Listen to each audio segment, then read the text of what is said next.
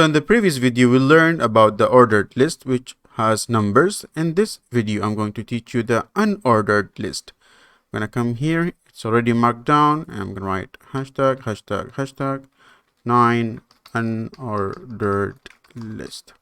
Shift enter. Now, in order for me to write down an ordered list, I'm going to make it marked down. And here, I'm going to write the same stuff, but instead of 1, 2, 3, it's going to be bullets. So I'm going to write dash and then Python dash space R dash space Julia.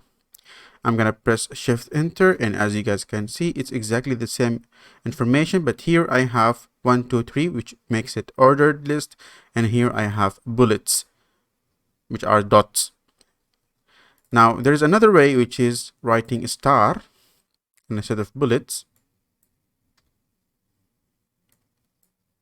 Shift enter, and it will do the same trick, but because we've been using star to write bold and double star to write italic, so you don't get confused, just go back and just use dash the way it is. I just wanted to show you that there are more than one way to write an ordered list, and again, these things is going to help you a lot in organizing your Jupyter notebook, and we're going to see that in future sections. Thank you so much, and I will see you in the next video.